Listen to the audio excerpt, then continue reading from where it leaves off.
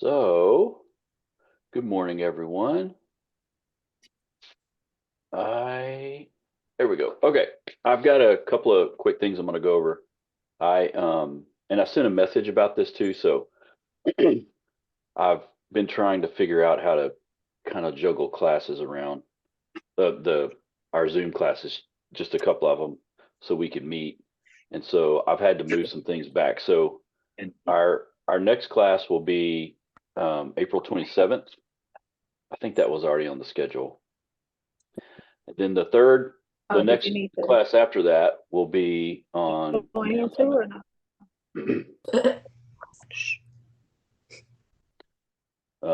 So that's what we're going to be doing. That's our class schedule. Being employed by the Lord himself to execute the judgment. But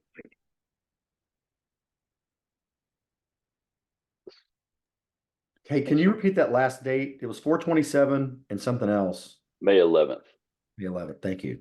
Yep, May 11th. Yeah. So we're moving kind of in the middle of the semester. I thought we were going to be moving in March. We're moving in April, so I had to kind of juggle some stuff. So I just sent that in a message as well. Then I'm going to be grading all the rest of the exercise 1 papers today and tomorrow. So you'll get those this weekend. I generally do wait until we get some of the forums in. The ones I've graded so far look great. If there's some big problem with something, I'll let you know, and you can correct it and resubmit it. So I'll be doing that today and tomorrow. And I apologize about the paper saying it was due like March 25th or whatever it was. There was one little button I didn't click in Moodle that made it look like it was due when it's not really due until in May. So I apologize about that. I usually miss a button or two during the semester with Moodle. And some of you don't know this, but we have a new Moodle. This is brand new for us. So for some of you, it's brand new anyway, so it doesn't matter. But some of us struggle with Moodle, even the professors. So we'll all kind of muddle through it here together. Okay, so what I'm going to do today is we're going to do a couple of things. I'm going to do a very broad general kind of it's just information about emotional development across the lifespan. I'm going to do that first. We're going to do a couple of breakout times. We're going to do one right after that. I'm going to talk about several different areas of childhood, and we're going to talk about parenting as well inside of that, which I'll explain some of that as we go. And then at the end, probably, the last 15 minutes or 10 minutes or so,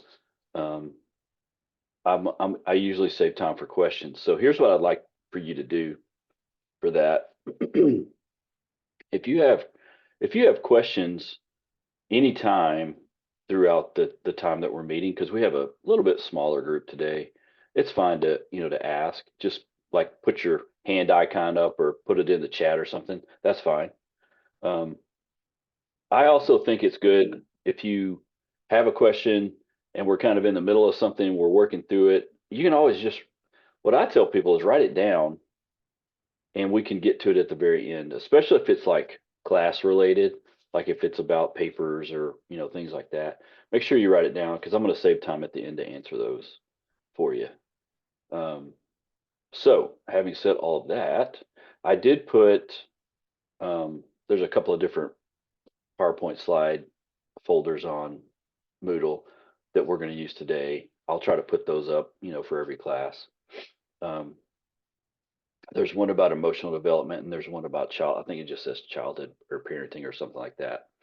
And the childhood slide deck basically just comes from the book information. And so I'm going to kind of focus in on a few things that I think are super important. We could, like I said this the first class, we could spend, 3 or 4 or 5 classes just in each developmental stage. So I'm going to hit highlights of things as we go.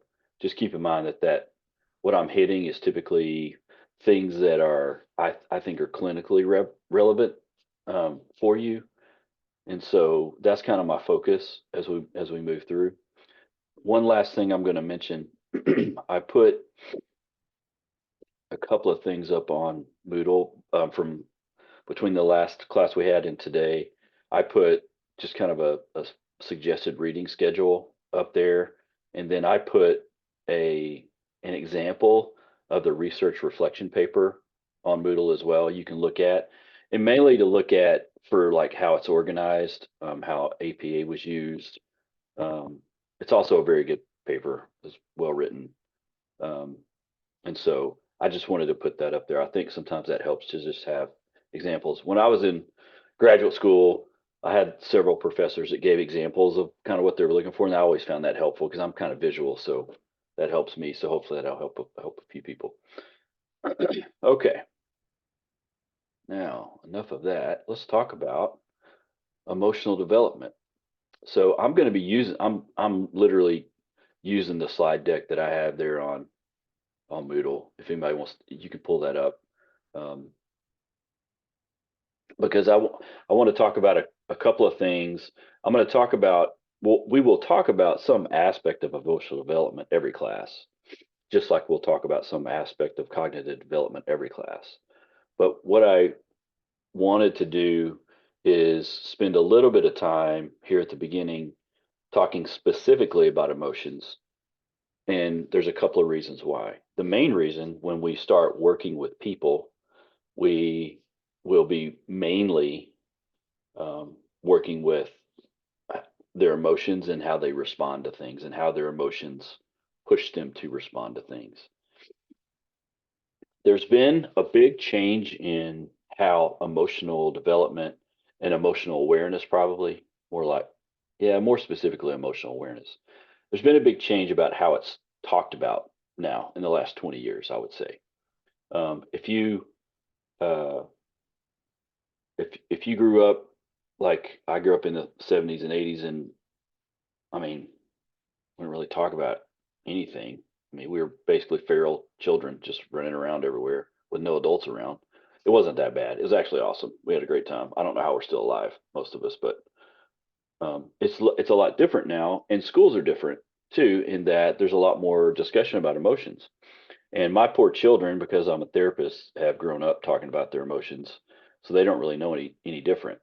Um, and it's okay to have emotional awareness, which I think is one of the best things about some of the new discussion about emotions now, whether it's at school or home. People have much more an awareness of, hey, I need to be aware of my emotions. It's good for me to know what I'm feeling. That's not bad. That's good.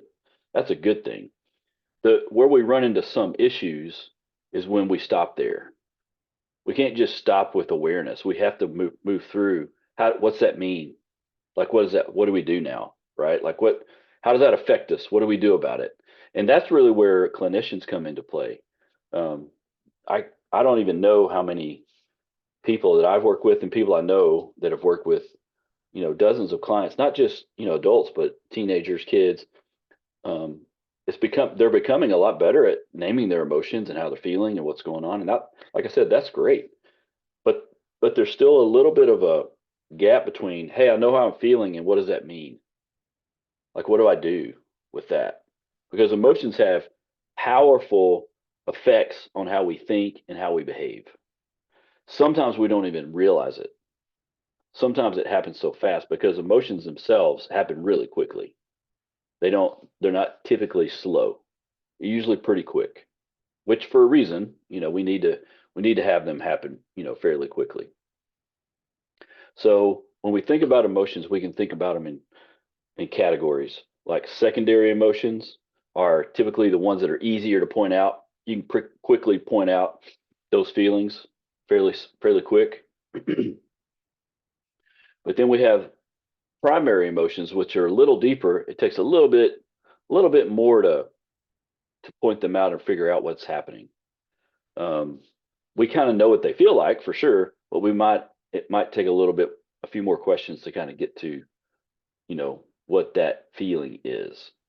And the issue that we will run into is if we only worry about the secondary emotions and not help treat the primary emotions, we don't make a lot of change.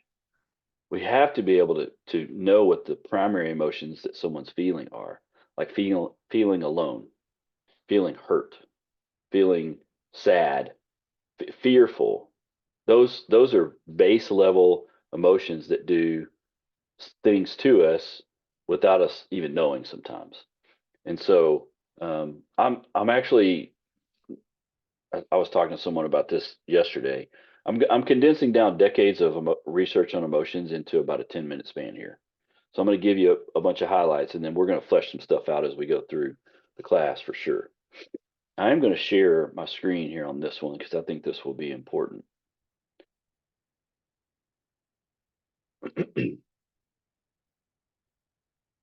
So I'll take anger, for example.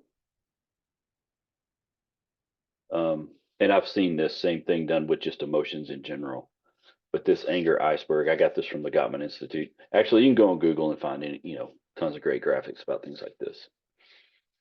So anger, if you think about the idea behind this is obviously the Titanic. So, when the the people on Titanic that were looking for, glaciers in the ocean so they could go around them, they saw the glacier. They saw it right in front of them.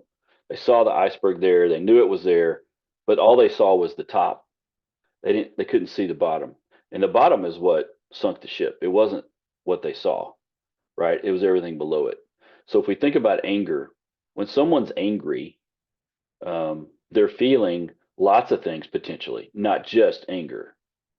Anger comes out in certain ways, non-verbally or verbally, through actions. We can see, right? You kind of know, and even facial expressions, you can kind of tell when people are angry. But you don't know necessarily what's driving the anger, right? It could be hurt, could be pain, it could be fear, it could be frustration, it could be envy, it could be offensive, being offended. There's lots of different things that could be happening.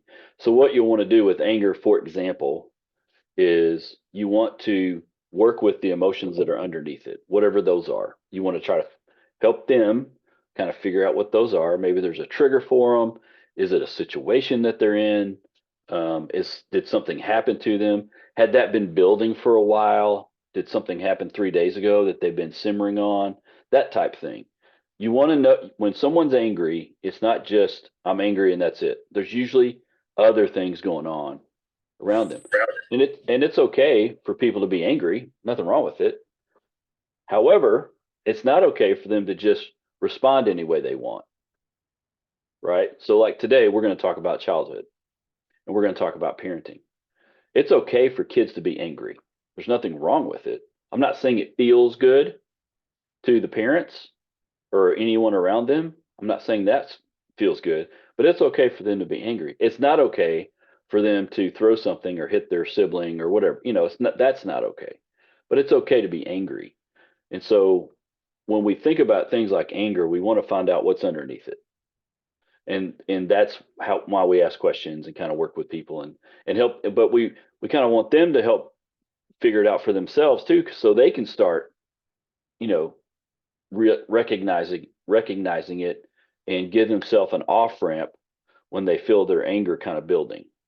And so this is just an example, like I said, of, there's something at the top, we can see it, it's anger, but what's underneath it typically is what needs to be treated. I'm going to talk about a couple of these things when we get to them, like regulating emotions. I'm going to talk about specifically um, here in a second. There's a couple of things I wanted to look at. So this is I'm going to stop here because I'm going to get to some of these other things specifically as we walk through. When we think about emotions in general, they are not directives. They're just data. They give us information about what's going on. They don't they don't have to make us do anything. They don't have to tell us what to do. They can give us information about what's going on. Typically, you think of emotions as they kind of happen. We don't have a lot of control over them. Thoughts we have more control over, And behaviors we have a lot of control over. The problem is when emotions are strong, we feel like what? We don't have control over anything. If emotions escalate, we feel out of control or overwhelmed or whatever is going on. That's not necessarily true, but it feels true. There's a big difference in someone feeling something is true and it's actually true. Right? So for example, I worked with a client recently that was talking about just feeling, alone and a little bit overwhelmed and a little bit kind of like a failure and like a whole just kind of a whole ball of things. And we kind of walk through it. And the failure the feeling of being a failure kept coming up, sad and you know frightened a little bit by it and that kind of thing. You just because you feel like a failure doesn't mean that you are a failure. You might be failed at something, but that doesn't make you a failure. It feels like it. It feels strong. And that particular feeling was also telling this person that you are a failure. Like you're wrong. You always do this. Like this is the talk, right? The self-talk of you do this wrong again, you've always do this wrong. I knew you were going to do it wrong. That type thing. That's the talk that comes. And that just reinforces the feeling of being a failure. And so when you work with people and they say things like that, that's typically a sign that they're feeling through something and not thinking through something. Right? So when we feel through things, we don't necessarily always think through it. And we don't always make great decisions when we're feeling through things. Now, I'm not talking necessarily about like an instinct that you might have or um, making a decision based on an instinct or a gut feeling kind of thing. That's a little bit different because that's actually a little bit of conscious mind and subconscious mind working together. That's a little different. But when we're talking about how we talk to ourselves mainly, there's usually some pretty strong emotions that we're feeling. And typically, I don't know if you guys realize this or not, but our brain is not typically positive. We have to work on it to be positive. Our brain's going to come down negative. There's some reasons why, um, and which are kind of crazy if you think about, but our brain typically isn't super nice to ourselves. That's typically how it works. Unless we work on that. We can work on it and become nicer to ourselves, and that's really good. That's a good thing. Memories also don't have context. I mean, emotions don't have memories, but they have a context that they live in. This one's a little bit can be a little bit challenging to think about. Here's what I mean. We can have an emotion, any emotion you can think of, that you had when you were 8 years old, right? You can have the exact same emotion at 28 years old, totally different context, right? Same emotion, totally different context. They don't they don't have memories, they just occur. They occur in a context. So, for example, using this kind of principle, when we think about helping someone work through a traumatic experience, or even if it's just a really difficult experience, whether it was childhood or in their 20s or whenever or yesterday, what happens is those emotions that occur during those experiences become sticky to that experience and they glob onto that experience. So if you feel those emotions again, or you have another trigger from that event, that emotion wants to take you back to the event because it's sticky. It doesn't move forward. So one of the things you try to work through in helping people overcome some of this stickiness is you have to unstick it. So a couple of things you can do is talk about that emotion, whatever that emotion is, sad, mad, hurt, helpless, all those things. Talk about when you feel it. Okay, I'm feeling it now. And in session, they might even say, I'm feeling that emotion right now. Well, where are you right now versus where were you then? What's the difference in you right now today versus you back then? What's the difference in this situation now versus the situation then? That starts helping people unstick things, unstick their emotions from the actual event. That just kind of helps start that because you need to give that emotion the correct context to live in. they happen to us. Emotions are normal and natural. Um, they definitely happen. Um, and we don't necessarily have control over them per se, but we do have a lot of control over how we respond and react to them. And that's very important, which leads me to our main discussion today. And that is when we start thinking about childhood, the first time we learn about um, emotional reaction, responsiveness, awareness is when? In childhood. Because when we're born, we don't know anything. We have instincts and we have things that happen, and our emotional development begins to form, but we don't know anything, and we first learn by watching and observing. And then we start feeling our own things, and we can kind of start, walking through how things happen. Um, Randy shared the emotion wheel with you guys on the chat, which is really helpful. I actually use the emotion wheel with my clients all the time, especially people that are having a hard time identifying emotions or certain emotions. And you can Google this. There's like, I don't know, 100 of these out there. They're all over. But that's the emotion wheel is super helpful. But again, what we're going to do today is I want to help us start thinking about two things today. When we start thinking about emotional develop any kind of development, there are things that we observe and take in that's around us in our environment that we don't have any control over, especially in childhood. As we get older, and we'll talk about this more as we get into adolescence and adulthood, as we get older, we can start choosing whether we want to take that stuff on or not. We can start choosing if we even want to believe certain things or not. We can start choosing how we respond to things or not respond. So when we get into childhood, when we start talking about childhood, the big, to me, there's a couple of big pieces, and everyone always talks about, and even the book he frames it in a couple of different ways. There's lots of talk still about nature and nurture and which one's more powerful, and which one does what. And the book does the book does a great job of talking about genetic makeup and also a little bit of how we're shaped by our environment, and then how that happens together, how we can have markers of certain things in our DNA that get turned on or don't get turned on based on environment that we live in, which I think the book does a great job of talking about. So that age old discussion about nature and nurture, um, it's been around forever. It's not going anywhere. The answer is probably both. The answer is probably a little bit of both things influence us for sure.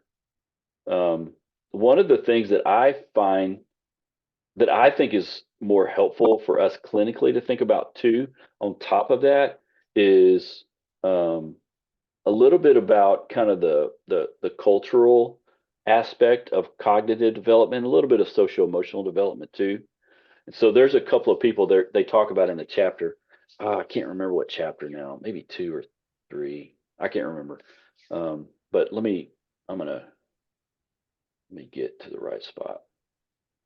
I'm going to show this. I'll show this to you guys. Vygotsky and Piaget are kind of the two people. There's a chart with both of them in it that they kind of talk about. Let me share it so we can see it. There we go. So it's kind of a horrible picture of Piaget, but um, so basically these two guys are basically trying to kind of get a handle on human development. That topic or subject's been studied for a long time, and these are just two guys that are kind of studying it. But they have a little bit different approaches to how they look at it. And so Piaget puts very little emphasis on our socio-cultural context that we live in. Vygotsky actually puts a lot of emphasis on it, which is kind of interesting. Mostly Piaget and Erickson are probably more well known in our world, probably especially in education circles because of their work. uh,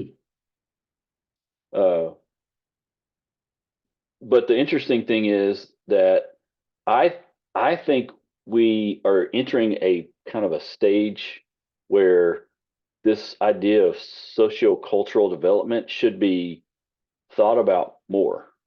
Like we need to be thinking culturally, not just strictly just cognitive development, but how is our culture influencing that development? How is our culture influencing our emotional development? How's our culture influencing lots of different things? For the most part, and I think I said this last time, for the most part, how we develop, how humans develop, hasn't the process itself, like the actual biological process, hasn't changed a lot in a long time. However, the culture around us has changed significantly, right? So, any studies you read right now, especially in the like sociology, anthropology, there's a lot of studies that are going on right now because of the phenomenon, because of the spike in mental health. The need for mental health has kind of spiked, and it was happening before COVID. COVID helped it along, but there's a lot of studying going on now, not just in the adolescent world, but in like the full spectrum. Um, there's high, there's beginning to be high rates of suicidal ideation in women 45 to 55, which has never been there before. So there's a lot of things that are going on right now that are being studied. And one of the things that they're starting to point to is the fact that our culture has changed so much. And culture is a big word, right? It encompasses a lot of things: ethnicity, gender, language, areas of the country or the world. I mean, it's a big word, and it does incorporate a lot of different things. But it also right now we need to also think in terms of not just the culture, like the traditional things we think culturally speaking, even traditions and rituals that are passed down. But we also need to think about things like social media now, or how much influence that has. I mean, there's lots of things that need to be thought about now that we just didn't think about 10 or 15 years ago. Um, and so I like to kind of I pull these guys up because they have such different approaches to this idea of culture. So what I want to do is what I want you guys to do. I'm going to put you into breakout groups, and all I'm going to ask you to do is come up with five to ten characteristics in humans that are heavily influenced by culture, whatever you think, and 5 to 10 characteristics you think are not heavily influenced by culture. Okay. So, um, and I'm not looking for, in this case, like, we're not necessarily saying this is right or wrong. This is just to help us to kind of start discussing some of these things. Okay. So, 5 to 10 characteristics of people that you feel like are heavily impacted or influenced by culture. 5 to 10 things that are not heavily influenced or impacted by culture. Okay. And I'm going to give you a little time to do this because what I have found is the finding those things that are not impacted by culture takes us a little bit more brain power. So I'm going to give you a little bit of time to do that.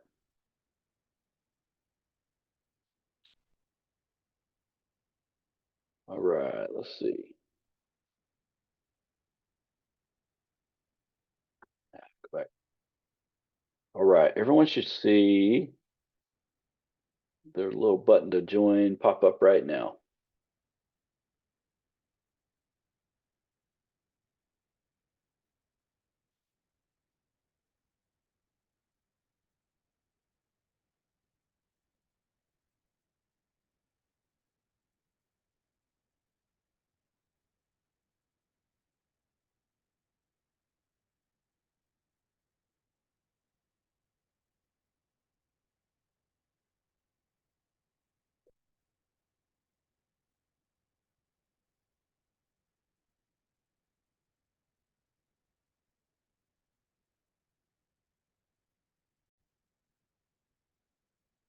All right.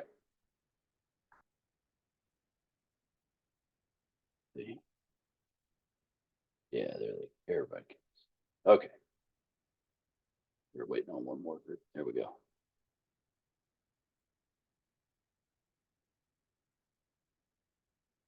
All right.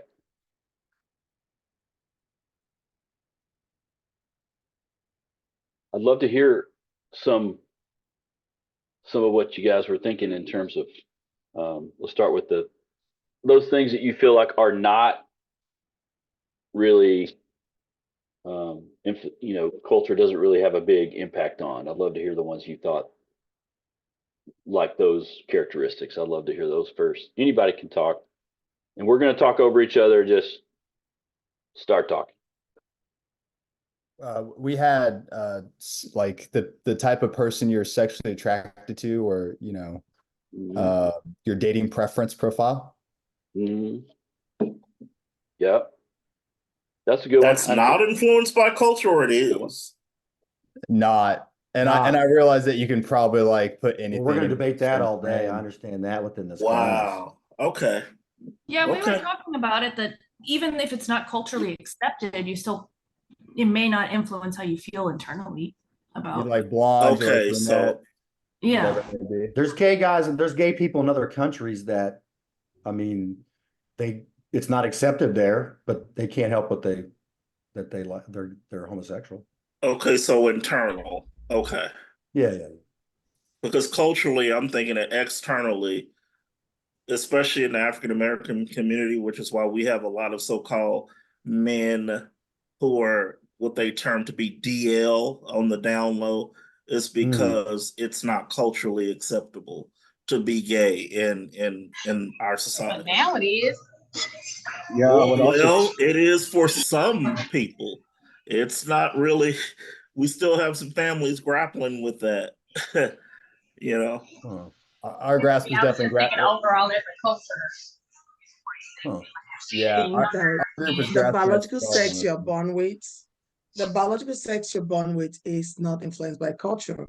But your gender role is, your perception of what your gender role is or what you're supposed to be is influenced by culture. And whether you call it the major culture or the small minor culture, however you look at it, then that's where the issue is. But what you're born as is what it is. Some people could argue that that's internal as well. I agree. Or I what you're think born any as is frame. what the gender that they see when you're born. Now, what you think you feel inside, I'm not arguing that because that's not the point.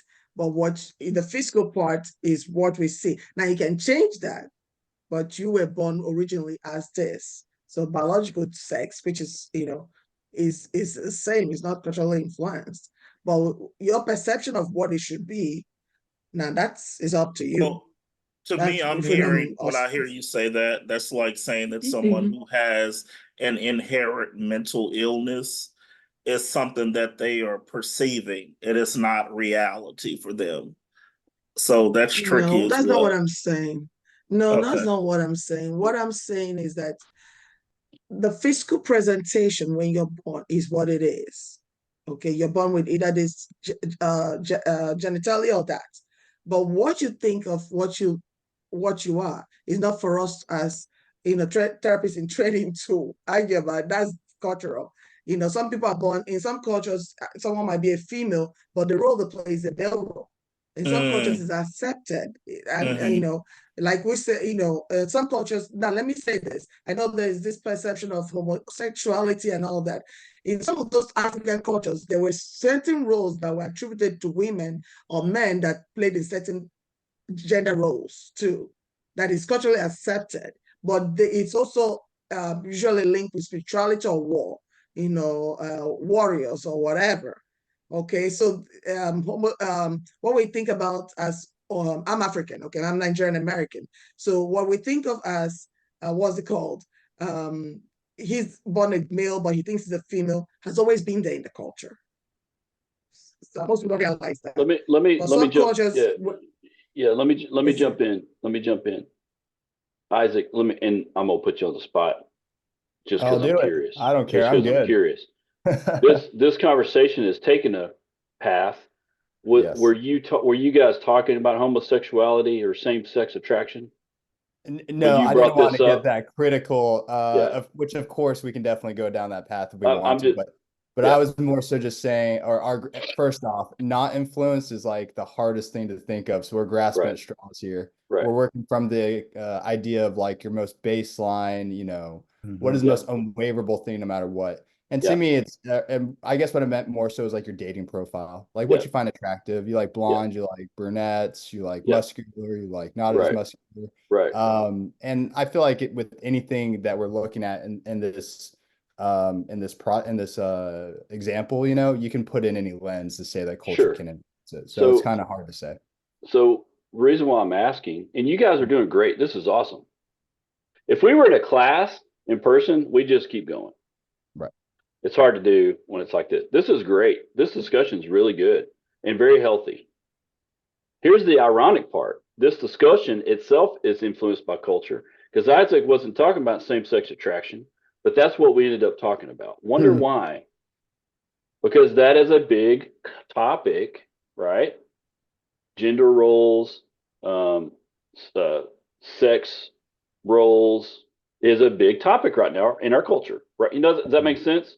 So it makes sense why we would veer that way, right? And everything you guys are saying is fine. I mean, and this is all debatable, right? We could debate all of these things, all of them. Now, having said that, I agree. I wanted to start with these characteristics that are not influenced by culture on purpose because I think they are difficult. 20, 30 years ago, not so much. It'd be easier. Now, even our discussion is influenced by it, right?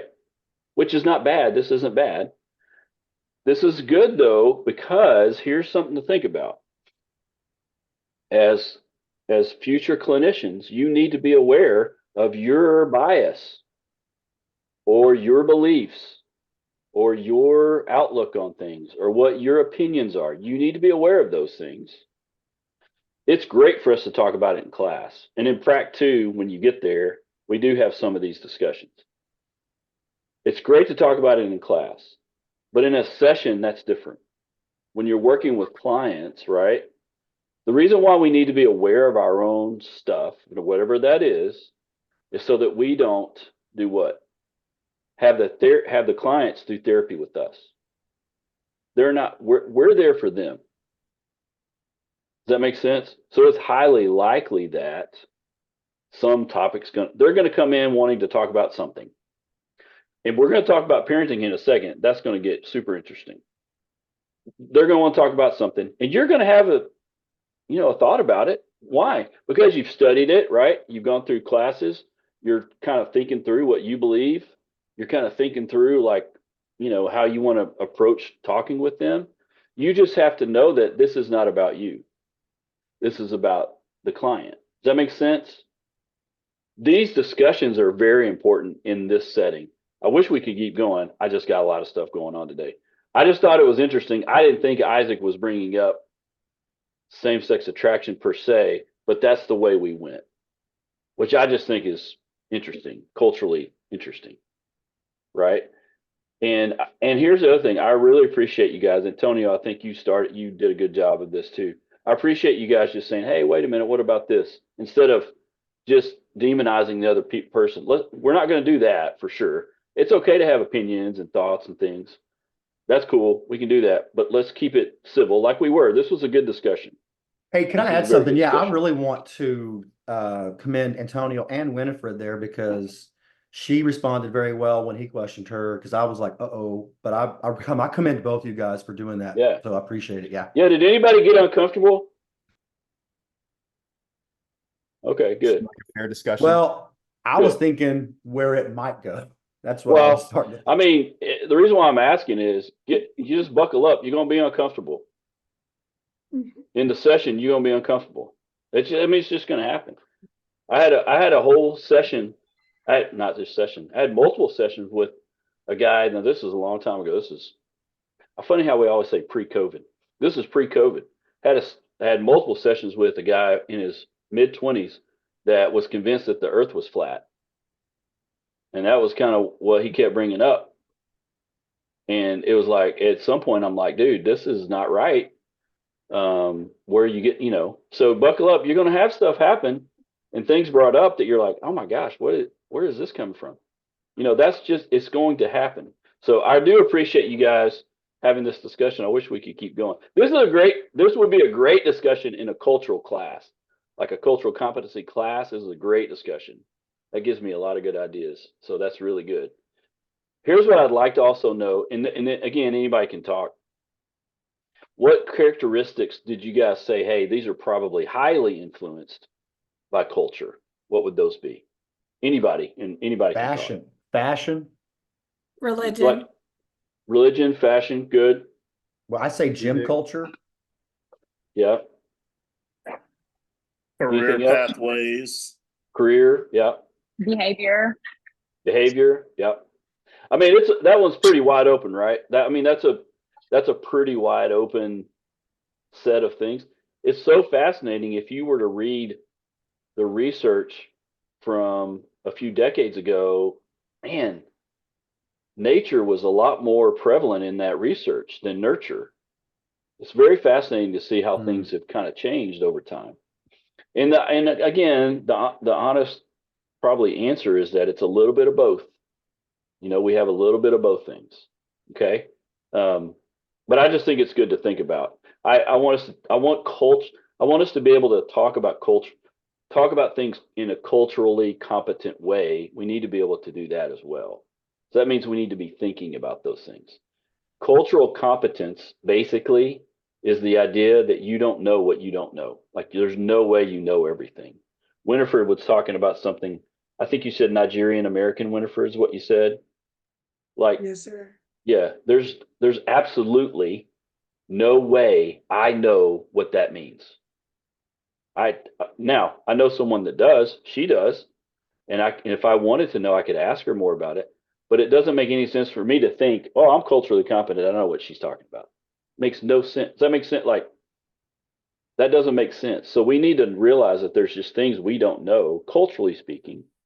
Like there's tons of experiences in this class right now that I have no idea about at all. And same for everyone, right?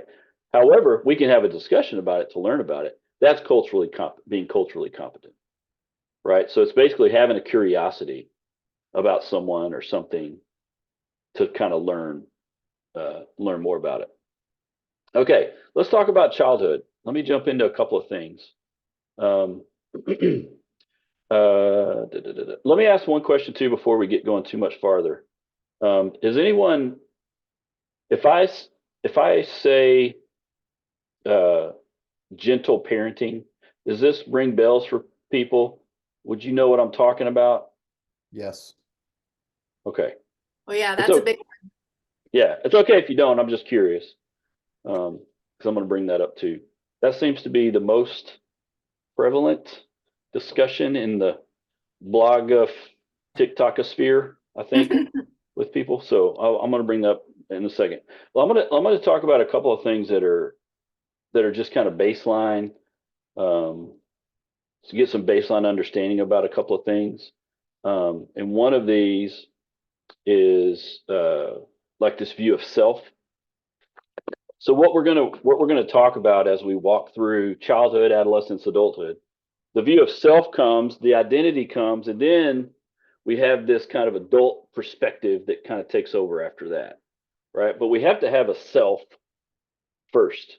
In other words, we have to have a view of ourself, right? That's super important to our development, and that happens in early childhood, like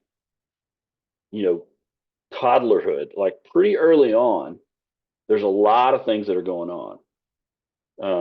I talked about this earlier. When you're born, I mean, you think about it, you don't know how to do anything but sleep and poop and pee, and that's pretty much it. Then you can kind of open your eyes and make sounds, and then you can roll over, you can crawl, then you can walk. But you're being taught that stuff the whole way. I mean, you have to be kind of helped and taught that whole way. Now, there's lots of ideas about how you teach that, but that's kind of what happens in our development. You also begin to form a view of yourself. which is very important because if you can't have a view of yourself, you can't have an identity, or it's really difficult. Okay, so this basic the first little set of bullets here, like the self-understanding, increased awareness, reflects your child's expanding psychological sophistication, like self-understanding, basically like I'm here, like I know I'm here, and that's also another reason why even infants will put things in their mouth. That's how they first experience things, is by like putting it in their mouth and then touching, and that's why they develop pincer movements, and then they can grab and that kind of thing. All along, this is all helping to psychologically develop this view of self, that I'm here. It's actually fairly interesting to think about that when our emotions kind of start to come on board, that when you have a better basic understanding of emotions in early childhood, you typically develop a more advanced perspective of other people's perspectives, which is the baseline of empathy. Okay. So you start learning that baseline early on. Early on. So what does that mean? I don't know if anyone knows this or not, but human beings we can generate our own guilt. We don't need help. We can feel guilty about things. We don't need someone to help us with it. Well, that's on purpose a little bit, because one of the first emotions we feel might be guilt, because we feel guilt like, oh, we've done something wrong. And we might have done something wrong. And that's one of the first times we start to realize that, oh, wait a minute, I am doing something that's impacting someone else. Like, we start learning that through guilt. So there's really kind of two kinds of guilt. The first kind is, okay, I did something wrong. I need to make up for that. Let me apologize about that. That's my bad. That's on me. The second kind of guilt is, I didn't really do anything wrong, but I'm being made to feel like I did. I'm being told that I did something wrong, or something's wrong with me, when really I didn't really do anything wrong. This happened to me, not because of me. Right? So when we have those two, unfortunately, the second one is what we usually will get hung up on the most. Now, we'll always have trouble if we don't take responsibility if we've messed up. Does that make sense? Like, we're going to have trouble anyway if we don't do that. But that's one of the first things that we start feeling. Shame can come from that, right? But also learning can come from that. Growth can come from that. My son, when he was really little, he was very precise with like, he almost wouldn't do anything unless he could do it exactly right. And so we basically started, for right or wrong, I'm sure he'll talk to a therapist about this sometime, but for right or wrong, we had him just kind of mess up on purpose, because it's okay. Like, we've learned through mistakes. And that's kind of what has, I think, for him, been helpful. My daughter was different. She was totally different. So we took a totally different stance with her. But we can start learning a couple of things even early in childhood. One of the things we can learn is we're going to mess up, and it's okay. My wife was a master at this. She would get out when my kids are 15 months apart, and they were little, like 3 and 4, or 2 and 3 even. She would get out finger painting materials and just put stuff all over the dining room table, and they would just destroy this stuff. And of course, stuff would spill, and she would just be like, oh, okay, let's clean it up. She'd just like act like it's okay. This is part of the experience. And so we're going to make mistakes. We have to make mistakes, because the only way to grow is what? Through making mistakes and then learning from the mistakes so that we can not do it anymore. That's how we first learn how to walk. If you think about it, we don't start walking. We start falling. Then we start walking, right? So that stuff happens early in childhood. Does that make sense? This is just like some basic stuff that happens, but that's all part of the self. The understanding of other people is really important, because empathy itself is, I think, probably one of the most fundamental building blocks of helping people feel better, especially in our relationships. When we can have empathy for other people, man, that's like a superpower to me. And when you start developing that kind of view of yourself, and you have an understanding of how you're feeling emotionally, you begin to be able to have the ability to understand how other people are feeling. Are you saying empathy is developed and learned from an external?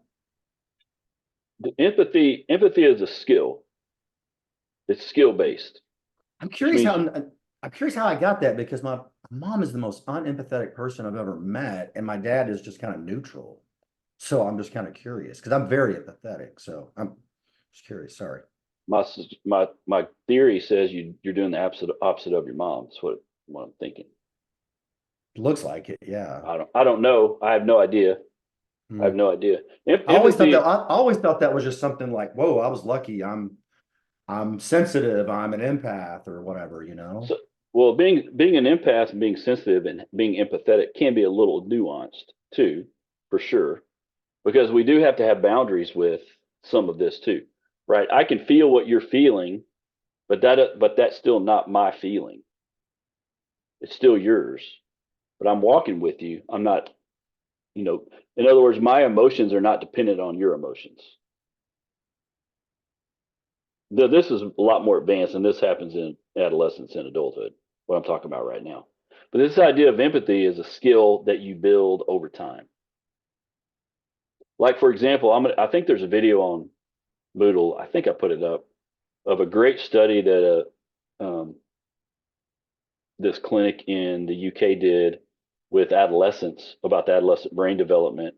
And they did a perspective taking experiment, and only about 13 or 16% of adolescents were able to do it.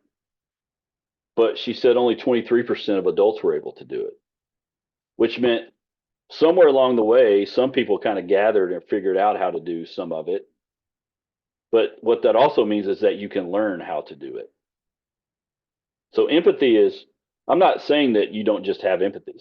Maybe some people have that characteristic of empathy, but it's also a skill that you build over time, especially if you want to build it, right? So you don't have to, being apathetic, having apathy is also something that you build over time by making certain decisions, but being empathetic is something that you build over time as well. So, I want to talk, there's a couple of things I really want to talk about, and I don't want to run out of time. Self-esteem, we're going to talk a lot more about as we go through.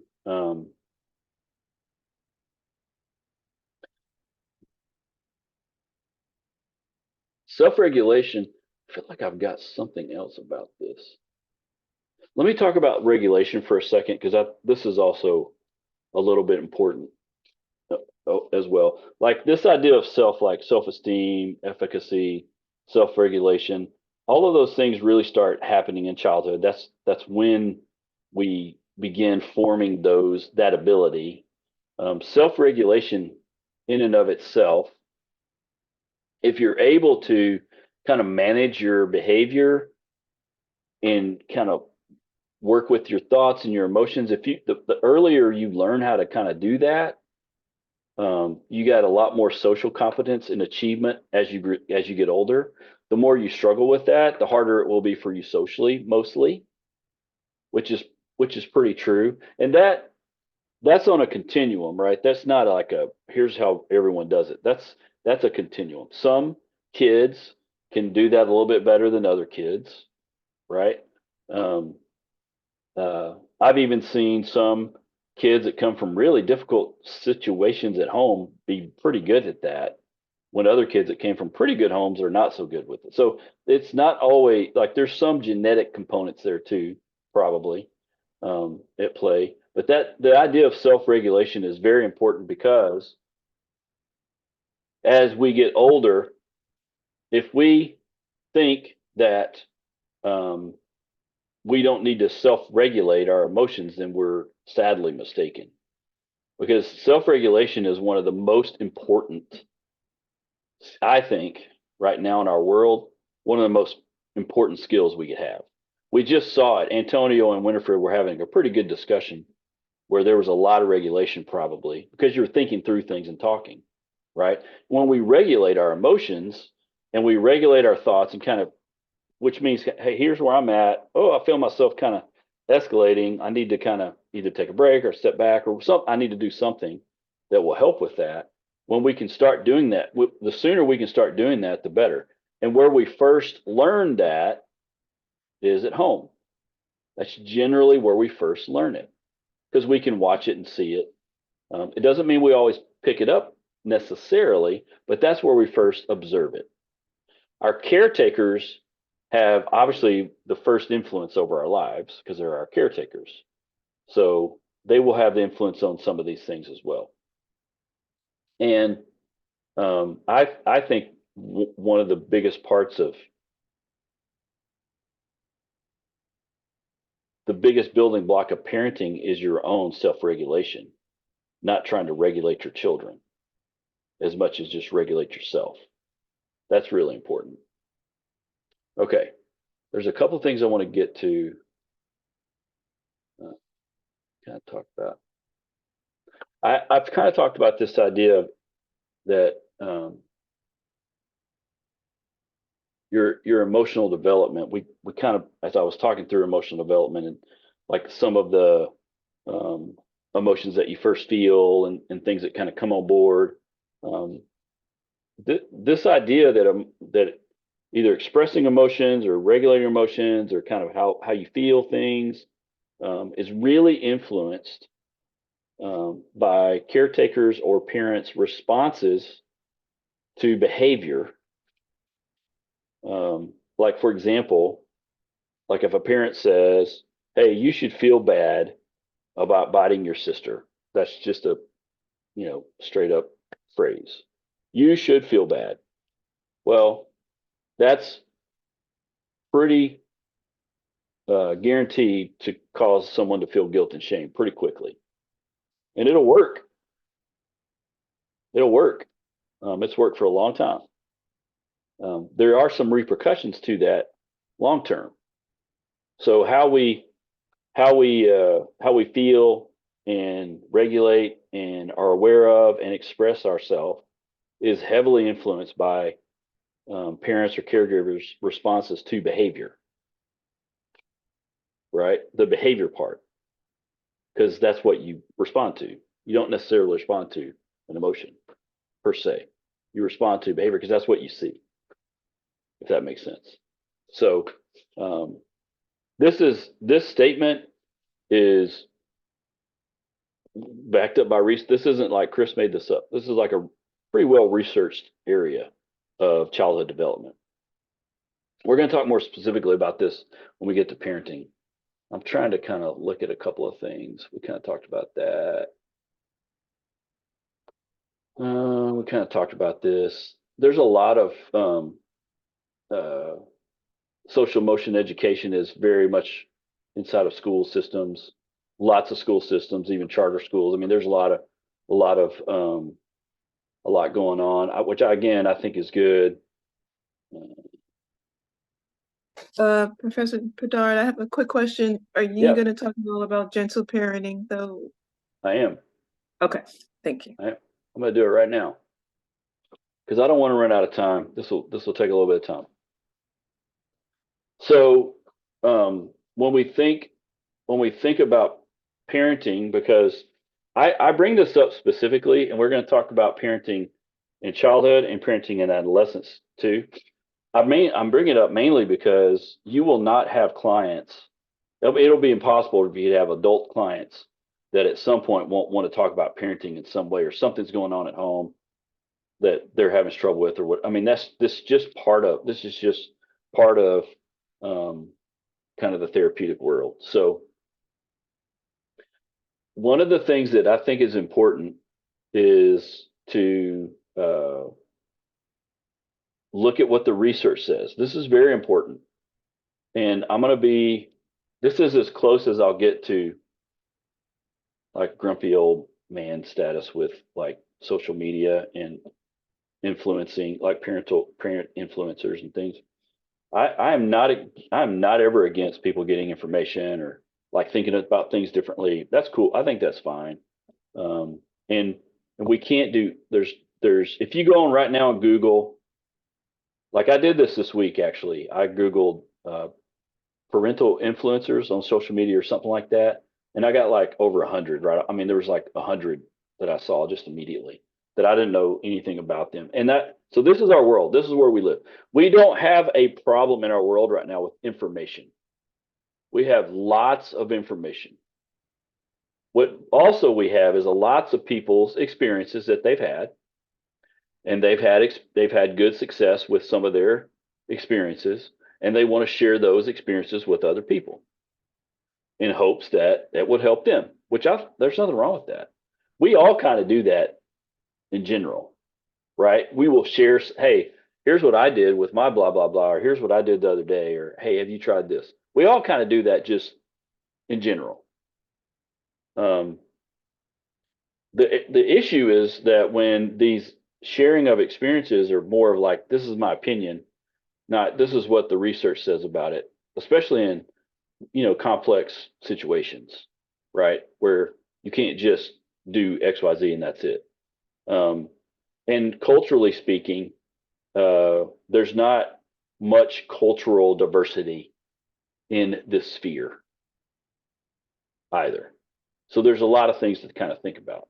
The reason why I'm bringing this up is I'm going to talk about parenting, and in this case, parental styles from a research-based perspective. So this isn't Chris saying, hey, here's what you should do.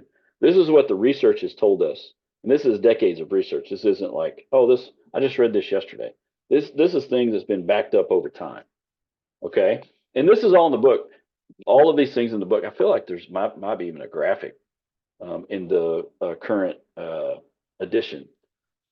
So Baumride has these four different styles, and I'm just going to kind of walk through them. So authoritarian parenting is the parents, basically it's like my way or the highway. This is what you do.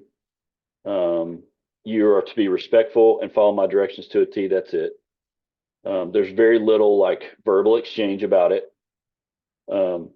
It's also associated with, not causing, but associated with children's social incompetence and higher levels of aggression and anger. It's associated with those things, not causal of those things. Okay. So if I say, hey, we're looking for, correlations, not causations, that's very important, because causation means we found the cause of something. Like we found why it happens. If I say it's correlated to, that means there's a relationship between a couple of things that if this happens, this might actually also happen.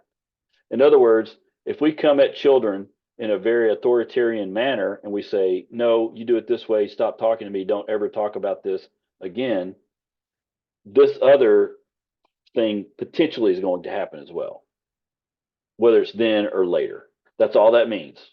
Okay.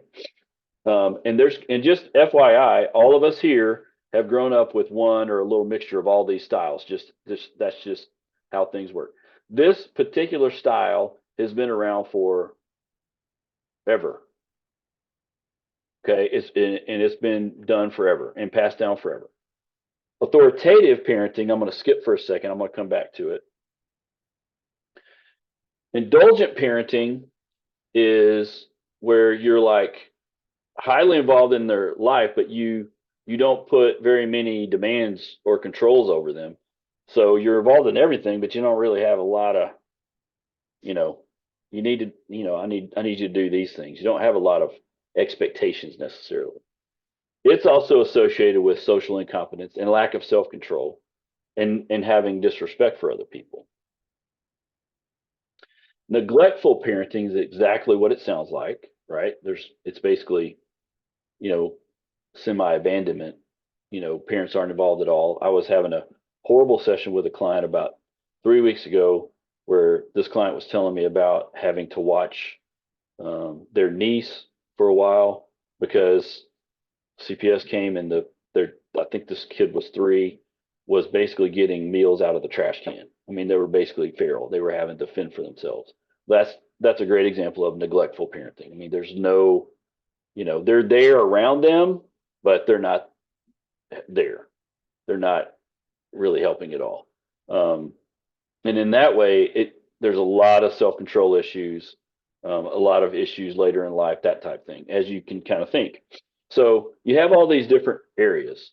Now, authoritative parenting is where you encourage some independence, but you still have boundaries and certain expectations or kind of controls, and consequences for their choices. And you also have verbal give and take, like you can kind of talk through some things. It doesn't mean that you give in, it just means you're having a conversation. And that's a little more heavily associated with social competence and children being more pro-social, typically. It doesn't mean everything's perfect, it just means those things are typically correlated. Now, authoritative parenting tends to convey the most benefits for the kids and the whole family, most typically. Again, that's a correlation. And so one of the things that's important across life stages, especially childhood and adolescence, is this idea of consistency, like being consistent in your parenting. You can be flexible, which it's okay to be flexible, but being consistent as much as you can in terms of here's the expectation, here's what happens if this doesn't happen, then this will happen, that kind of thing. I mean, being consistent is something that's very important. But research about parenting styles is mostly done on moms, and not dads, which is a huge gap in the research, massive gap in the research. But we do know just being consistent is super, super helpful. Let me just throw this out there, and then I'm gonna also talk about it more next class.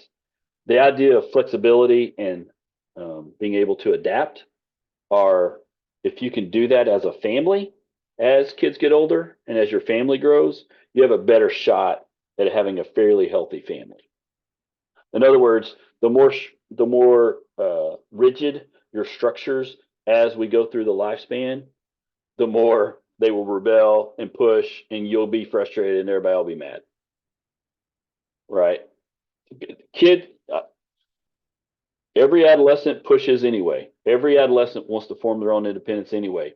Every human being wants that anyway. People are going to push anyway, right? We did it. Our kids do it. Their kids are going to do it.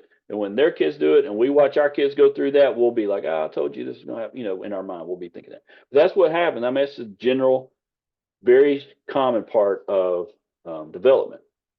So having said that, when we think about, let me look, I want to look at a couple of things. Oh, this is a graphic. I knew there was one. I think this is in the book. I'm fairly certain.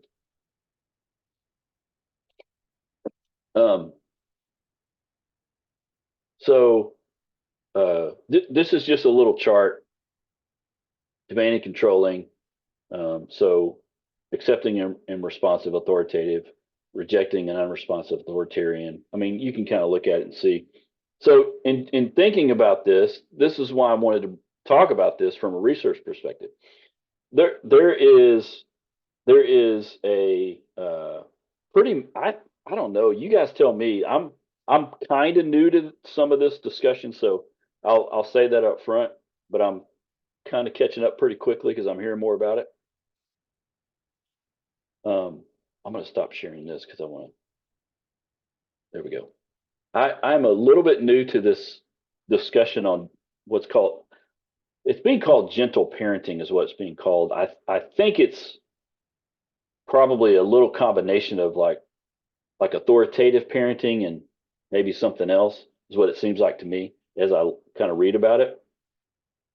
But it seems to be catching on in terms of usage. And I think what we're also seeing, or at least as I'm researching it and kind of looking at it, I'm also seeing that it's coming up as a discussion point between certain like parents with kids and their parents, the grandparents, and how the parenting is different. And this kind of these difficult conversations that are happening. what I think has been going on from a like just a sociological perspective is probably for generations, all the parenting's been done basically the same. Like every generation kind of parents basically the same. And all of a sudden we have a little change in how people are parenting from the generation before them. Not necessarily everywhere, but if it's pretty pronounced, you're going to have some friction. Does that make sense? Like you're just going to have some people like, hey, why are you doing that kind of stuff? Does that make sense to you, what I'm saying? So this idea of gentle parenting is just a title that's kind of come up. And I'm not going to act like I'm an expert here. I like to bring up things that are pretty current because I think we need to talk about it from a clinical perspective because this will come up in the therapy room. Like I've heard it. I've heard it in therapy room, multiple times. The first time I heard it was a year or two ago, maybe. And I was like, what do like in my head, I'm like, oh my gosh, is this another word like adulting? Like we're just making up words that, I don't know what this means. But there's some backing behind it. So having said that, I'm going to show you something here in a second, but I'm going to first answer a question, Randy. Yeah, do you think this is kind of the evolution of parenting, and this is where it's culminated to? Every generation maybe does, I don't want to do that. So over a period of time, we've culminated into this style. I did it personally with my kids because I didn't want to be like my dad. I didn't want to be authoritarian. I didn't want to, so I had to do things differently and be more aware. And then it seems like all my friends my age, 52, are kind of doing it too. It's a different style. I just don't know how that just all of a sudden just clicked or what. Yeah, that's a great question. I think that's a great topic for a research paper. I mean, it's a great question. There's probably a little truth to it. To be honest, I think it's more influenced by social media. I really do, more than anything. I think, to me. Now, I'm going to show you guys something. I found this online. I think it's interesting. So this is, I'm gonna say a couple of things that at the outset, mainstream parenting, I don't know what that means. It's just part of this graphic. I looked for a couple of different one of these, and this is kind of the best one I saw. Gentle parenting is this new idea that to me looks like authoritative parenting light, like 2.0 to me is what it looks like a little bit. But there's some aspects of it that look a little bit more almost like indulgent parenting too, to me, a little bit characteristics wise. Just like the mainstream parenting looks a little authoritative or authoritarian, but maybe a little authoritative too. So there's a little bit of mix, I think. This list is an example of what I'm saying by being influenced by social media. Someone came up with this list. I don't think it's a research list, but someone came up with it. Does that make sense? Like this is where people see things, right? Like I literally, if I went into the research right now, there's probably some studies about gentle parenting at this point. I haven't read any, but that'd be a great paper, I think. Because this is a thing. This is happening. This is happening in multiple different contexts. So I just wanted to bring this up. I wish we could. I mean, what do y'all think? Some of y'all might have a lot more knowledge about this than me. Dr. Beddard, have you read any of Becky Kennedy's work? Dr. Becky Kennedy? I She was have. one of the pioneers of, I don't know about gentle parenting, because I think on the spectrum of parenting, she's probably not on the far family bed, gentle side. But as more of it seems to me, and I did start a little research because I was just curious, but it seems to me like maybe this is a response to a generation of kids who were raised with authoritative parenting and maybe in adulthood did not understand how to have emotional regulation because they were just told to stop. Just stop it. Don't feel that way. Just stop it. And do this and then have success and attachment as a result of performance. And I wonder if being good inside, which is for those of you that don't know Dr. Becky, that's her tagline, is that everybody's good inside. And so she approaches behavior with curiosity instead of consequences. And I wonder if it's a response to children who felt So understood. that's a great question. Just so we can put some things in perspective, this idea that people are generally good is called humanist theory. That's a theory, humanistic theory. It's also the basis of other theories and other models of development and behavior and models of therapy. So the idea of being curious about behavior is actually a concept that concept's been around for a long time. It's not been worded in certain ways. So, Aaron, I think to your point, it's totally possible that this is a reaction. And Randy, you were kind of saying this too, that this totally could be a reaction to. Here's where I'm going to push back against that a little bit. There are enough millennial and Gen Z parents now that weren't parented that way, that weren't parented in that authoritarian way. Okay. Now, that style is around now. All four of those styles are around now. That's still happening, all four of them. But this idea of social emotional awareness, the concept of that has been taught in schools for some of you in school systems. Y'all can tell me if I'm wrong. This has been taught in schools for a little while now. This isn't new, right? You know what I'm saying? So the idea of being socially aware and emotionally aware has been around for a while. I don't disagree with anyone that says, hey, this is probably a pushback from a model that they experience. That's probably true. I would say that that's probably true. That's true for every generation.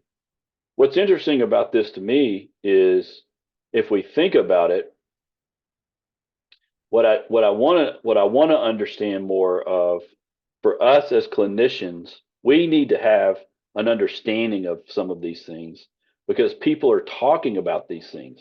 We are no longer in the day when the clinician sits in the room and they're the expert.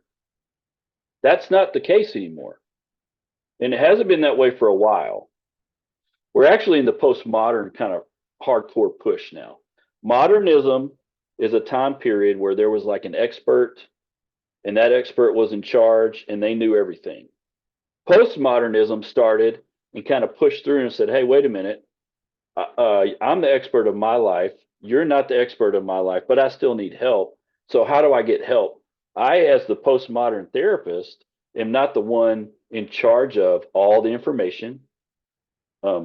Here's how you do it, that kind of stuff. Because of now this information, these types of ideas are everywhere. Right? Like I could go online right now with Dr. Becky's got, Aaron, correct me if I'm wrong. I think Dr. Becky's got a YouTube channel and everything, right? She's got like a whole thing. I think so, an empire. Yeah. Yeah. She's got a whole thing. She's built this whole thing, probably multi-million dollars, right? You could go and find her or anyone else, right? And basically you wouldn't have to get any other help if you wanted to. You know what I'm saying? Like that's where we are. This is where we are. So we need to kind of be aware of these things because this idea of curiosity, let me take it one step further. The idea of being curious is super important, and here's why. If I have a client that's talking about some of these like gentle parenting areas here, and they're still having issues or something's going on or something doesn't feel right, instead of me saying, well, you're doing gentle parenting, why are you doing that? That's stupid. That doesn't make sense.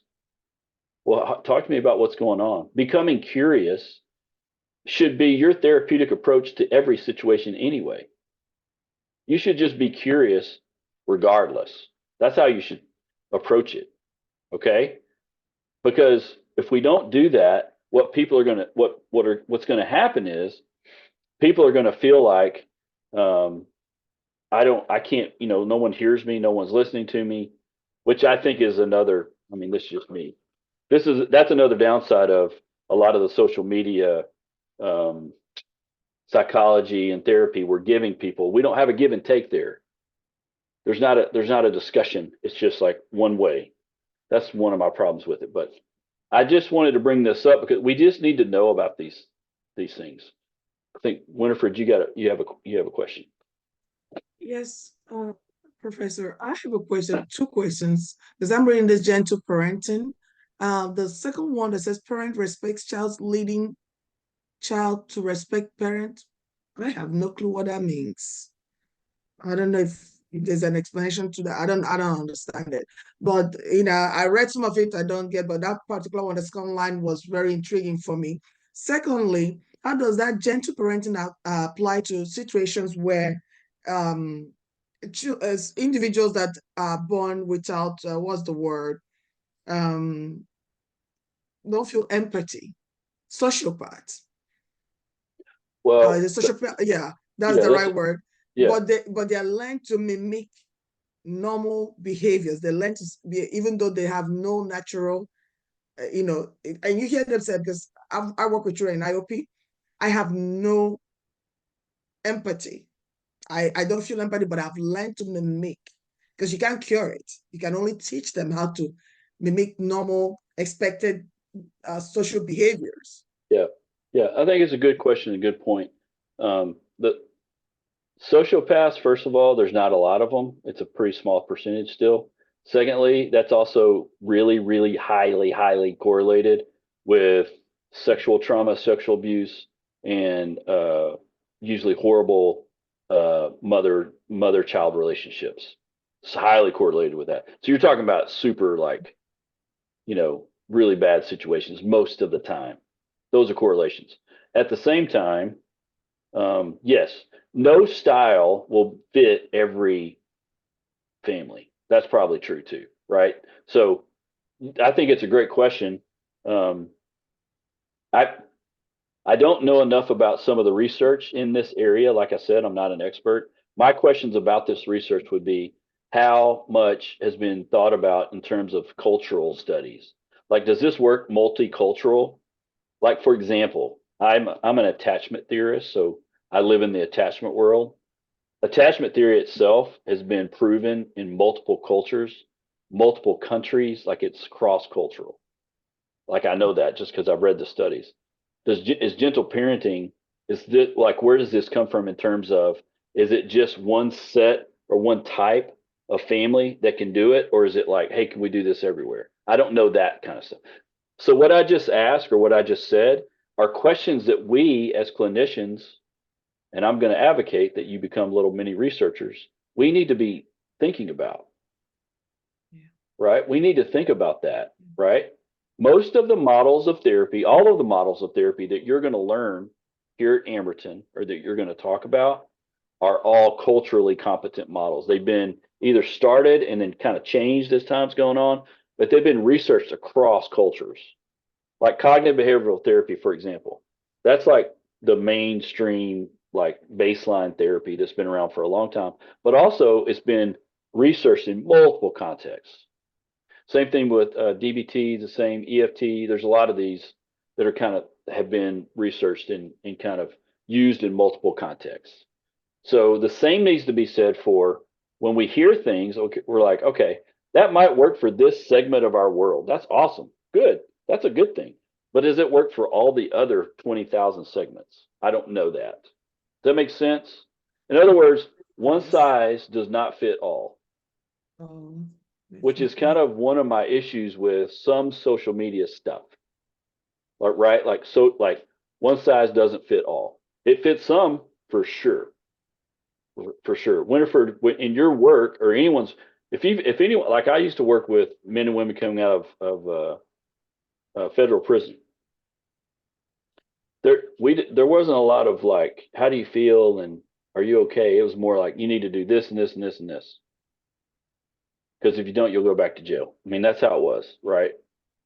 And now their childhoods, a lot of them were hard, but some of them weren't. But my point is, we do things that work for the people that we're working with, which means we need to be mindful of what works with people. Does that make sense what I'm saying? Yes, it does. Thank you. Okay. Yeah, it does. Because I was just thinking through that. I'm like, I'm reading it. I'm like, it's not clicking. But I'll be honest. Like you said, I don't know much about this. This is my first time hearing it, though. Yeah, yeah. So, And I don't want to. right. And guys, don't ever hear me say, "Well, I really think I'm down on all." I'm giving a critique of something. I'm trying my best not to like criticize it. We can critique things, right? We have an idea and we're like, I don't know. Like that second one, a parent respects child, leading child to respect parent. If you respect your child, that will lead to respect from the child to the parent. That sounds like a good theory. It doesn't always work, right? Probably what's more important is if I give my kids respect, if I respect them, but they don't respect me back, I go, well, that's probably because they're kids and they don't really understand it yet. That doesn't mean there's not consequences to that, right? So anyway, I just wanted to bring this up because this is an example to me of us trying to stay a little current about what's out there. We used to only stay current with what the research says. I am finding in the therapeutic world that we also need to stay current with what social media is doing, like all the stuff that's going on. Now, I'm not saying every single trend, not that, but this is like Aaron was saying, this gentle parenting, like Dr. Becky, I know who she is. I've just never read her stuff. She's got a massive follow. I mean, this is a massive thing that's been happening. Okay. We just need to be mindful of that. Does that make sense what I'm saying? Hopefully. Yes, it does. Yeah, it does. Thank you. Okay. Dr. Bennett, can I just Yeah. ask a clarifying question? Sure. Because I'm so interested in what you're saying. I think that's really insightful about we have to look at over time and the research and not just everybody's emotional response to what feels easiest and or best for parenting tis today. But what do we do when, because I mean, across the board, I'm a parent of fairly young, 3 boys, and I talk about parenting a lot with friends, and I hear across the board a problem with parents being able to regulate their own emotions, like what you were saying, in the moment.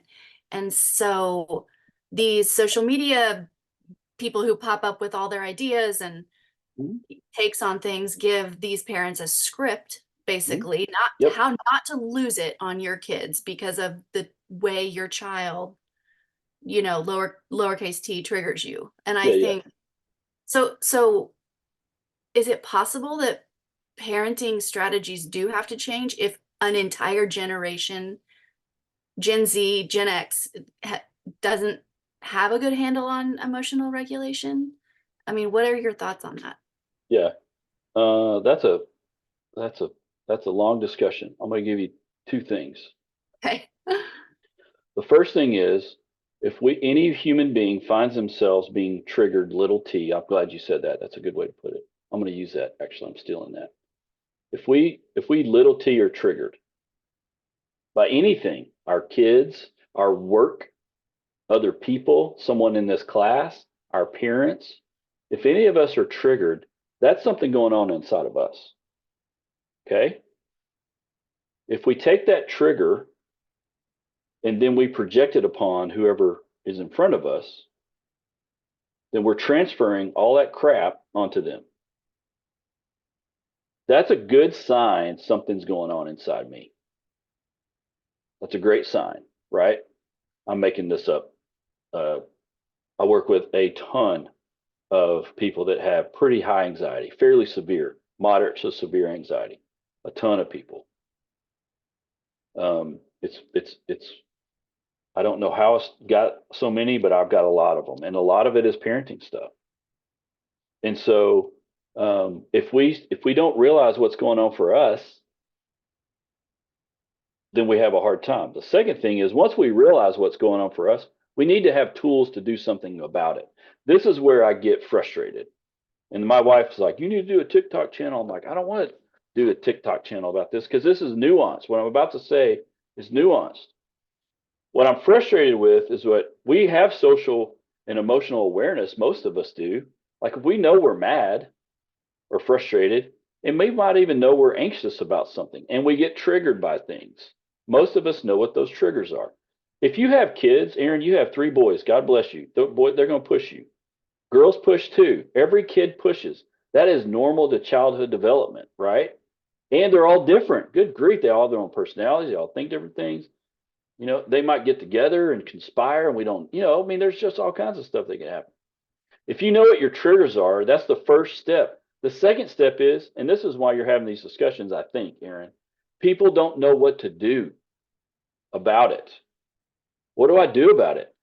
I had a large group of moms that I was working with in a place in DFW that I'm not going to say, that were basically part of a huge drinking group of moms that got together almost every day and drank wine and got semi-drunk and then went and picked their kids up.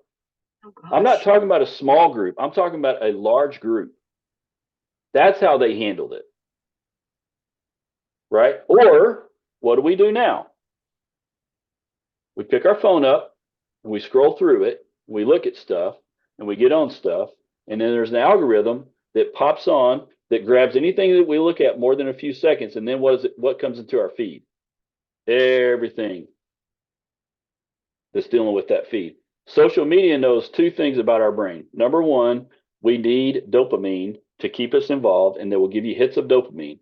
Number two, they know that our brain automatically thinks negative, period. Our brains are only there to keep us alive, not make us happy.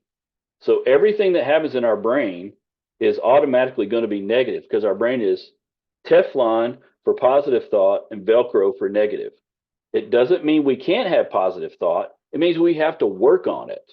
But how do you have positive thought when you're being inundated with so many opinions and negative and all those things, right? Does that make sense? So having said all that, now I'm sorry, I'm kind of ranting a little bit. I'm not meaning to, but I'm passionate about this because I want to help people. I really do. We need to know what to do about it when we feel like I'm frustrated right now talking about it. Like I can feel my heart rate going up. I'm getting frustrated. My wife probably hears me. She's like, why do you talk so loud? Well, because I'm passionate about this and I want to help people. So let me give you a couple of things to do. Everyone do this right now. Okay. All right. Everyone, I want you to just tell you to yourself, think on a scale of 1 to 10, how, anxious, escalated I am. Like I'm at probably a 6 personally. All right. Everybody think about that to themselves. Some might be a 2, some might be a 10. I don't care where you are. Okay. Having an idea first, okay, here's where I'm at. Okay, I want to take my 6 and I want to move my 6 to a 3, or I want to move my 5 to a 2, or I want to move my 10 to a 5. That's the way we have to say, okay, I need to do something that's going to move it. So there's positive ways to do that, and there's negative ways to do that, right? Positive ways would be, and I do this with all my clients that are highly escalated. A lot of times at the beginning of sessions, I will say, I call it 12-3-2, but it's been around for a long time. It's just a grounding technique. You tell me 12 things you can see in your room that I can't see, and they call them out to me. All right, tell me 3 things you can hear right there where you're at that I can't hear. And you tell me 2 things you can smell. And it takes about 3 minutes. Inevitably, everyone moves down about 3 or 4 points. Why? Because we're grounded, we're present. When we get triggered by anxiety, especially with our kids, anxiety, the first thing it wants to do is move us to the future. Okay?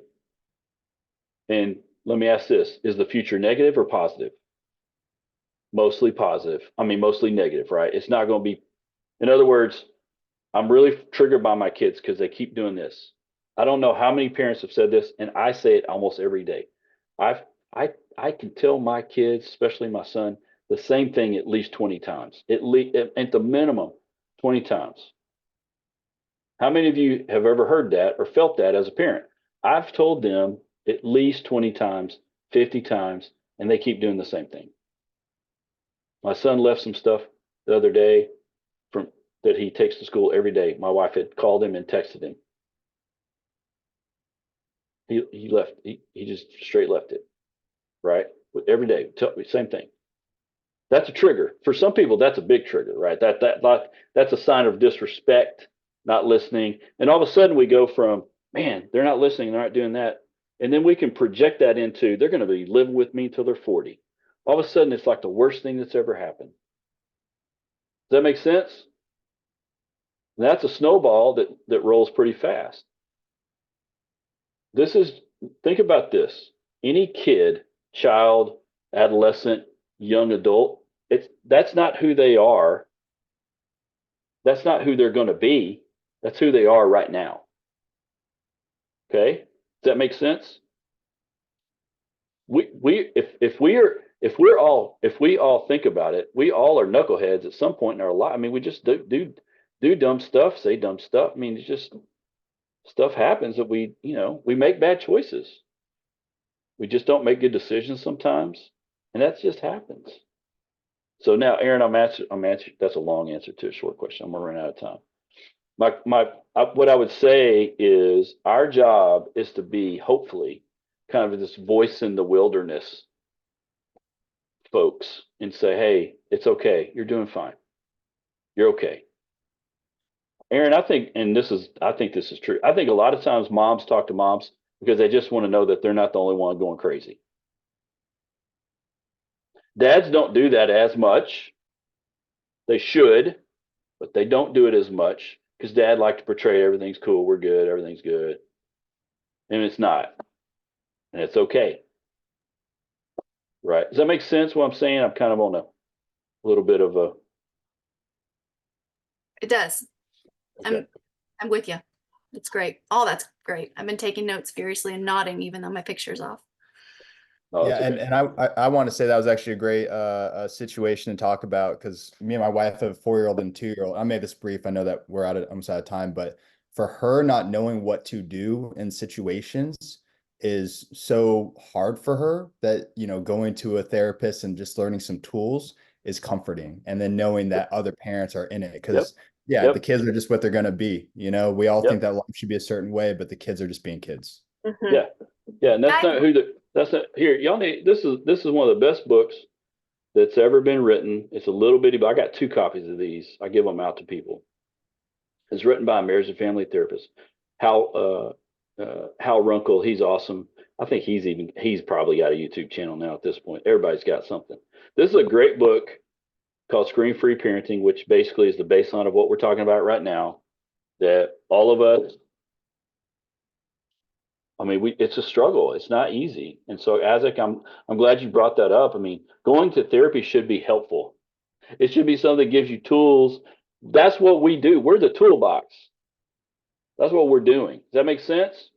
For sure. Let me wrap all this up for a second. What I would suggest you guys do, and I'm saying this to all of you because I was where you were as a working adult, like going back to school, and I just want to know how the heck to help people. I was like, dude, I love all the theory. I love theories too. I can talk about all that, but I want to know, how am I going to help this person? What my suggestion would be for you guys would be start now. Find out what tools help people. What I just did with y'all, that 12-3-2, all that stuff's around. You can find it anywhere. Grounding tools, stuff that helps people with anxiety, stuff that helps people with depression. If you learn those 2 things, that's like 90% of everybody you'll ever run into. We don't necessarily need to learn like parenting techniques per se, but we need to learn how to help people not get triggered as parents. That's more helpful. Does that make sense? Like, start now, start learning that stuff. That's really important. Like practical research-based, evidence-based care is really important. If that makes sense. For my wife, the tools is more important than anything else because she's very black and white. So she's like, Yep. I need something. Don't just talk to me about my problem. So Yep. I agree. That's great advice. Thank you. Yeah, 100%. 100%. And I don't know any parent that you've been parent for a short amount of time or a long amount of time. When you go to get help, it's not like just talk, tell me how you feel. They're like, no, I need you to help. I need help. I am losing my shit on my kids and I need help. Right. And keep in mind too, when people come to us, that's a certain level of vulnerability and admission that they can't do something. Boy, that's hard for people too. Right. Does that make sense? Like that takes time to do. So these are the people coming to you to say, hey, I need help, as versus, hey, my kid's a fuck up and something's wrong with him. And you're looking at them going, well, actually, it's you that needs help. So they're already got their hands up. Gotcha. Most of the time. Yeah, most of the time. I mean, if you ever working with someone and they or people around them keep doing the same things and they don't know why, what's going on, my first question is always, how is that working for you? Is this working? Is this helping? And I don't ask it sarcastically. I'm like, legit, I want to know. Right? Like you can, like, if you feel anxious, you can even ask your anxiety, is this helping me? That sounds really weird, but if you ask it, is this helping me? Your answer is always going to be no. Well, then why is it there? What are you trying to do? What are you trying to tell me? Well, it's trying to tell you something. So let's figure that out. How do we deal with it? Here's what we need to do. Most of the time, anxiety is coming from a fear. It's like we're being chased by a bear when we're not. We're safe. Sometimes we just need to tell ourselves, hey, we're safe. We're good right now. Everything's fine. I just don't feel good. You know, I'm about to throw this chair through the window because I don't feel good. Okay. Now we have 7 minutes for any questions about the class. And we're going to keep this discussion going. This won't be the last time we talk about this. We're going to kind of keep talking through this, especially next class. The adult class will be a little bit different than this because we're going to be talking about some other areas, but we'll talk about some of this in the adolescent perspective as well. And so what I'd like to do now is if anybody has any questions about the class, that's awesome. You guys are free to go at any time too, by the way. I know some people jump on and tell me they have to leave, and that's fine. I do have a quick question. Are there any items that, thank you, that you could give us that are not influenced by culture from the breakout? Well, Winifred was trying to eloquently say this. Our sex we're born with, male and female genitalia. That's not influenced by culture. That's one of the things. There are certain personality types, like pieces of personality. If someone's introverted or extroverted, it doesn't mean that they can't have some behaviors of the other one, but that's pretty ingrained personality wise for the most part. That's good. Okay. Sometimes the way we there's a little bit of research that talks about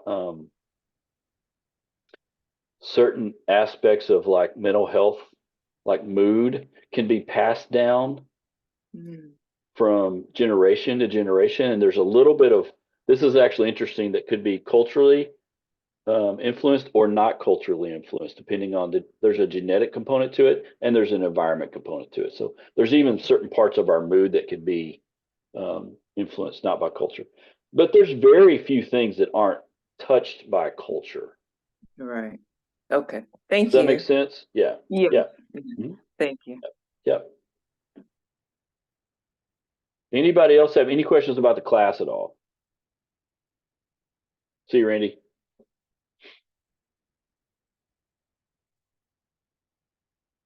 Okay. Now we can all go do something else. You know?